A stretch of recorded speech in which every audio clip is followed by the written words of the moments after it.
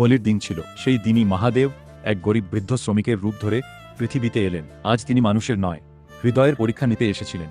সবার আগে তিনি একটি পিচকারির দোকানে গেলেন।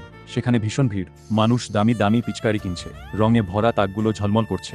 মহাদেব হাত জোর করে বললেন, বাবা, যদি কোনো পুরনো পিচকারি থাকে তবে দাও না, আমার বাচ্চাদের জন্য। হোলিটা একটু হলেও খুশিতে ভরে উঠবে। দোকানদার রেগে গিয়ে বলল, এখানে ভিক্ষা মেলে না, টাকা থাকলে নাও, না হলে সামনে যাও, বলে তাকে অপমান করে তাড়িয়ে দিল।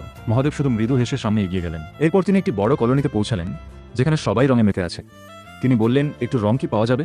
কিন্তু তার ছেঁড়া কাপড় দেখে সবাই তাকে উপেক্ষা করল, কেউ কোনো গুরুত্ব দিল না। মহাদেব মন খারাপ করে সেখান থেকেও চলে গেলেন। শেষে তিনি একটি শান্ত গলিতে পৌঁছলেন। সেখানে এক সাধারণ মানুষ দাঁড়িয়েছিল। তার দেওয়ার মতো কিছুই ছিল না, শুধু হাতের তালুতে সামান্য একটু আবির বাকি ছিল। মহাদেব হাত জোড় করে তার কাছেও একই কথা বললেন। লোকটি এক মুহূর্ত না ভেবে হাসি মুখে তার সমস্ত আবির মহাদেবের হাতে তুলে দিল এবং বলল, হোলি তো খুশি ভাগ করে নিলেই বাড়ে। এ কথা শুনেই মহাদেব মৃদু হেসে নিজের আসল রূপে প্রকাশ পেলেন। তিনি বললেন, সত্যিকারের হোলি রং দিয়ে নয়, হৃদয়ের অনুভূতি দিয়ে খেলা হয়। তারপর তিনি সেই মানুষের ভাঙাচোরা ঝুপড়িকে এক সুন্দর বিলাসবহুল বাড়িতে পরিণত করে দিলেন। কিন্তু আফসোস, তবুও মহাদেবের জন্য কেউ লাইক আর সাবস্ক্রাইব করল না।